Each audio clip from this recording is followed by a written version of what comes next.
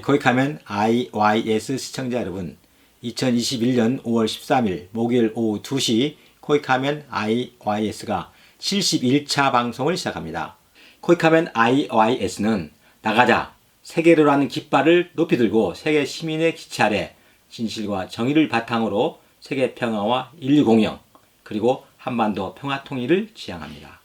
오늘 또 37번째 나라로 우즈베키스탄 두 번째 이야기입니다. 여러분과 함께 떠납니다. 제가 우즈베키스탄에 부임했던 2002년도는 우리나라가 IMF 구제금융을 받던 시절로 협력단 예산이 절감되고 해외 사무소 직원도 2명에서 1명으로 감면되어 전임 오기오 소장이 비서 1명과 더불어 악전곤투하고 있었습니다. 특히 말썽 부리는 일부 봉사단원 때문에 마음고생이 무척 심하다고 했습니다. 오기오 소장과 저는 한 달여 동안 합동근무를 하며 모시기 까다롭기로 소문난 당시 민영기 총재를 맞아 우즈벡 방재청의 물자 공연식을 성대히 가졌습니다. 또 우즈벡 외무장관과 면담도 있었고 코이카의 대학 발전에 대한 기여가 인정되어 타시켄트 대학에서 민 총재에게 명예 박사 학위 수여도 있었습니다. 그러나 민 총재가 원했던 카리모프 대통령과 면담은 이루어지지 않았습니다. 떠나기 전날 밤 장훈 대사가 관저로 돌아간 후에 저는 민 총재에게 송구스럽다고 했죠. 그러자 민 총재는 어디 대통령 면담 주선이 소장 관할사이 아니지 않는가 하며 관대하게 나왔습니다. 사실 민 총재는 우리 협력단 직원에게 인기가 없었습니다. 왜냐하면 일만 죽어라 시키고 그 과정에서 혼밥 내고 칭찬이 아주 인색한 업무 스타일 때문이었죠. 그러나 민 총재만큼 협력단 일에 애착을 갖고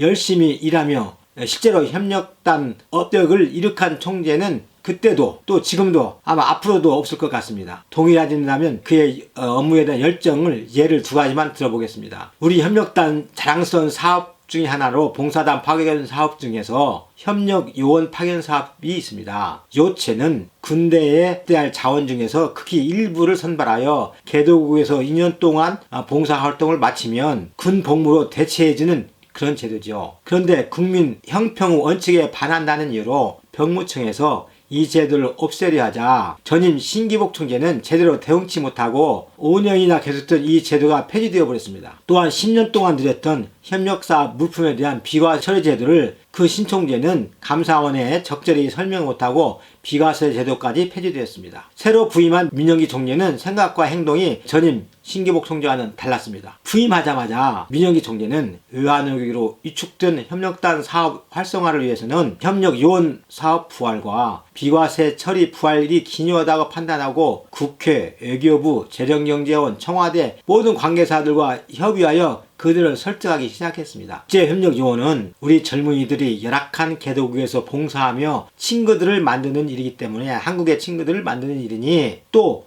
다른 국방이며 또한 개도국 환경이 군 복무만큼 어려우니 특혜가 아니라는 점을 강조하였죠. 또 협력 자재 비과세 처리는 우리나라의 원조 규모가 선진국에 비해 턱없이 적은 데다가 외환위기로 예산도 대쪽 삭감되었는데 안 내던 10% 세금마저 낸다면 협력단 문을 닫는 거나 마찬가지로 관계 부처 직원들을 하나씩 설득해 나갔죠. 국회도 마찬가지고요. 마침내 그 많은 관계기관을 모두 설득하고 6개월 만에 법과 규정을 재정비하여 국제협력요원 제도를 부활시키고 협력자재 비과세 제도를 부활시키는 진영을 보여줬습니다. 이 과정에서 경기고등학교와 서울법대, 하버드 출신의 최성락 마당발 최성락 이사의 인맥과 당시 이경수 사업부장을 비롯한 모든 직원들의 철저한 준비가 주요했으나 이 모두가 민영기 총재의 국제협력 사업에 대한 소명의식이었고 진두지휘가 없었다면 불가능했을 것입니다. 저는 그날 밤 민영기 총재에게 우즈베키스탄의 고려인이 20만 명이 거주하므로 9개 각 국립대학의 한국어과를 확충하여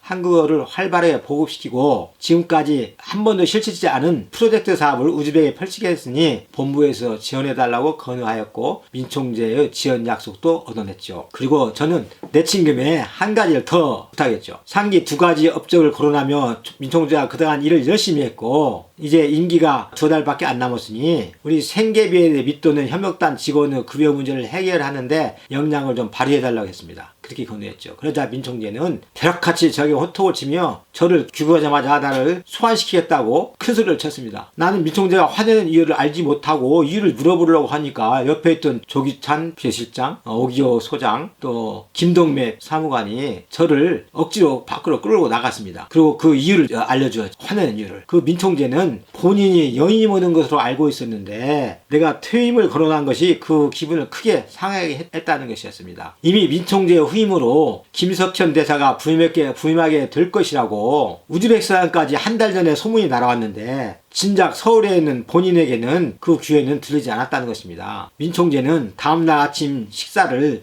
우리 집에서 하기로 했었으나 끝내 오지 않고 우리 아내는 준비하는데 며칠을 헛고생만 한 것이 됐죠. 민총재는 귀국 후에 퇴임 이틀 전까지도 자기가 연임하는 것으로 알았다고 합니다. 협력단 총재의 자리도 그러하거늘 대통령 자리는 인의 장망이 얼마나 심하겠는가 저는 그걸 느꼈습니다. 그러나 나를 바로 소환시키겠다는 그의 호언은 실행하지 않았습니다. 저는 총재에게 건의한 대로 국외 국립대학, 나다미 사범대학, 동방대학, 경제외교대학, 세계연대학 등의 한국어과를 확충시키고 한국어 웅변대회를 매년 개최했죠. 또한 우즈베키스탄 방송국과 겸임국인 타지키스탄의 방송국을 섭외하여서 한국어 교육방송을 일주일에 3시간씩 실시했습니다. 물론 방송교재도 우리 사무소에서 제작하여 대학생들에게 배포하고 홍보용 수간도 배포하여 많은 젊은이들이 시청토록 하여 한국어 붐을 일으켰습니다. 우즈베키스탄 최초의 프로젝트 사업으로 우즈벡 IT 교육훈련 설비 사업을 본부로 승인받아 그 사업을 의욕적으로 추진하였습니다. 본부에서는 당시 이혜균 부장, 이대용현 과장이 출장 와서 사전조사를 철저히 했죠. IT 교육훈련은 나의 후임인 김동호 소장 때 준공되었으며 우즈벡 컴퓨터 교육에 가장 큰 몫을 하고 있음은 물론이고 한국과 우즈베키스탄의 우정의 상징으로 타시켄트 중앙시청 앞에 지금도 우뚝 자리 잡았습니다. 연수생 초청 사업으로 저는 우즈벡 중견 공무원을 매년 60여 명씩 우즈벡 정부로부터 추천받아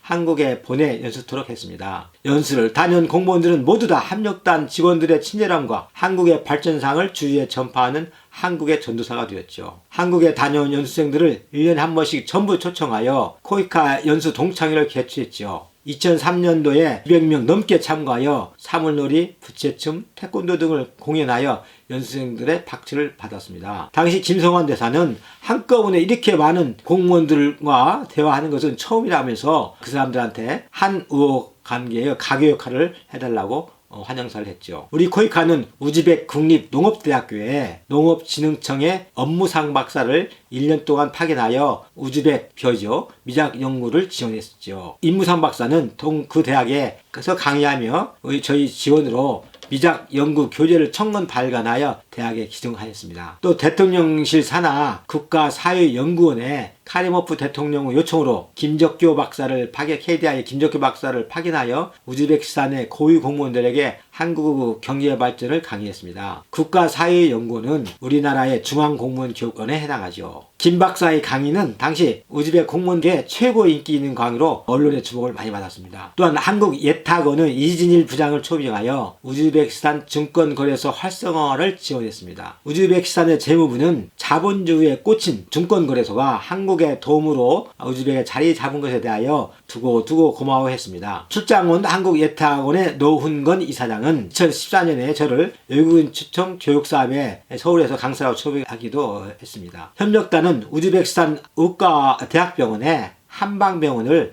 1998년도에 건립하였죠. 그 계속해서 한의사 2명과 간호사를 파견하고 한방 의자재를 공급해 주었죠. 한방병원장은 우즈베키스탄 의과대학에서 한의학을 한국의 의학, 한의학을 가르쳐 한의학의 의수성을 우즈벡에 알렸습니다. 제가 우즈베키스탄에 근무할 때는 김현탁, 이우혁, 문성호, 김재현 한의사와 그런 사람들 봉사했고 김현탁 한의사의 활동에 대하여 KBS는 중앙아시아의 허준이라고 1시간 동안 특집 방송도 했고 그 아빠 봉사활동을 보며 자란 김현탁 병원장에 따른 협력단이 주최한 국제협력 100일장에서 최우수상을 수상하기도 했습니다. 문성호 한의사와 김재현 한의사는 환자들 가족처럼 대함은 물론이고 특히 침술이 용이하다고 소문이 나서 항상 환자로 넘쳤습니다. 타슈켄트를 방문한 강남순 비사벌 전선사장이 부인 이태욱 선생님과 같이 2003년 7월에 우즈베키스탄을 방문했을 때 그 강남 사장이 갑자기 쓰러져서 앰뷸런스에 실려갔는데 그때 한방병원 문성호 한의사가 치료를 해줘가지고 소생했죠. 문성호 한의사는 연희동에서 대지 한의원장을 구해 6년 동안 왕성히 활동하다가 다시 봉사 본능이 발동하여 현재는 몽골 한방병원에 봉사하고 있습니다. 몽골 한방병원은 김대중 대통령의 관심사항이었으며 제가 2000년도에 유봉화 경희대 한방병원장 후에 이명박 대통령 주치의도 역임했죠. 한방의사원 최초로 유봉화 경희대 한방병원장 설립한 몽골에서 유일한 한방병원이죠. 김재현 한의사는 고려인 3세 김따냐와 결혼하였습니다. 근데 그의 첫 아들이 태어난 지 3개월 만에 크게 아파서 제가 런던으로 후송시켜서 런던 대사관에 김유철 서기관의 도움을 받아가지고 런던 가장 큰 병원에 급히 입을 시켰지만은 며칠 만에 사망하는 아픔을 겪었습니다. 그래서 우리는 그 아들을 화장하여 침관산 자락에 호수에 뿌렸죠. 한국에 돌아온 김재환 의사는 인천에서 개업하였고 다시 아들을 얻어 옛일을 잊고 지금 행복하게 살고 있습니다. 당시 50여 명에 사는 봉사단원 중에서 남자단원 L이라는 친구가 여자단원 C하고 서로 깊이 사귀고 있었던 모양입니다. 사랑하는 것은 참 좋은 일인데 주위의 축복을 받아야죠. 그런데 이들의 행동이 좀 거슬렸는지 단원들의 불평의 소리가 저에게 자꾸 들려왔습니다. 저는 그때마다 다른 당원들에게 이해하는 마음으로 그들을 대하라고 다독이고 또 그 두 단원에게는 너희들은 봉사단원인 만큼 자유분방한 것보다는 보수적으로 행동하라고 그렇게 제가 조언을 했죠. 그런데 갑자기 그들이 함께 유럽으로 휴가를 떠난다고 저에게 휴가 신청서를 제출했어요. 저는 둘만 같이 가는 휴가는 둘이 약혼도 하지 않은 상황이므로 제가 허가할 수 없으니 따로따로 가라고 했죠. 그러나 그들은 그러한 금지 규정이 없으므로 같이 허가해줄 것을 강력히 요청을 했습니다. 그런데 제가 불허하자 그들은 대사나 협력단 총재에게 휴가 신청서를 직접 제출하겠다고 했죠. 저는 그것은 총재나 대사가 그것에 대해서 권한이 있는 것이 아니고 그것은 부모 권한이니 대사나 총재의 허락을 받을 게 아니고 부모의 허락을 받아 하면 내가 허락하겠으니 부모 허락을 받아오라고 했어요. 부모 허락을 했으면 총재 아니라 대통령의 지시에 대해서는 허가해 줄 수 없다고 했죠. 그러자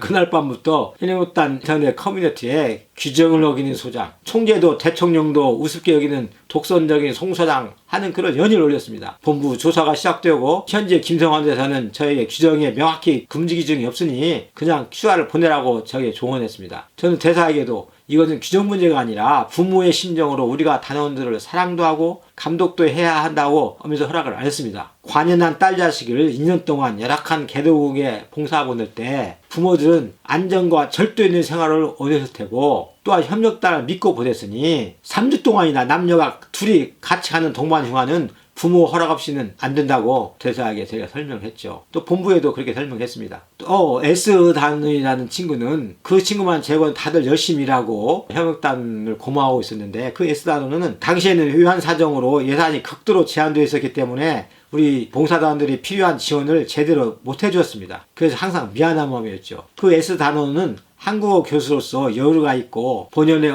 봉사 업무 실력도 있고 잘 수행한 편이었어요. 그러나 과도하게 사무소 업무에 관심을 갖고 어떤 경우에는 심하게 참견을 하고 자기의 의견과 다를 때는 불평을 협력단 인터넷에 심하게 올렸습니다. 바로 이 단원 때문에 전임 오기조 소장이 고생을 많이 했다고 저한테 인계했죠. 사무소 업무 관여가 정도에 지났죠. 제가 본부에 보고하자 본부에서 조사 후에 그에게 경고 조치를 내렸습니다. 서명 경고 조치를. 그러자 그 단원은 임기 만료 후에 청와대, 국회, 외교부에 저를 비방하는 호소문을 제출하여 1인 사무소로 바쁜 가운데도 저는 이를 해명하고자 많은 시간을 할애했죠. 또 본부의 김은숙 과장이 출장 와서 보건부 차관과 면담하여 한방병원의 의료기관 지정과 우리 간호 분야 봉사단원의 배치 문제를 원활하게 처리하도록 조치했습니다. 또한 당시 문제가 되었던 우즈벡 국가대표 태권도 감독을 맡았던 박근우 사범의 법무 문제를 말끔히 처리하여 본연의 봉사활동에 전념토록 해줬습니다.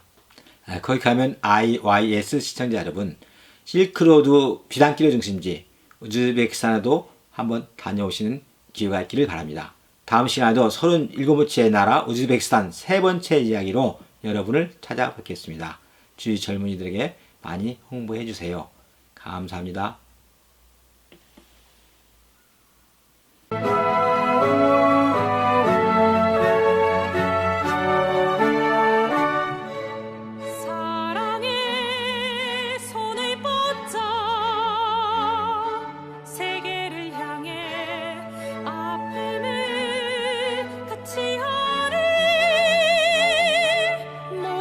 친구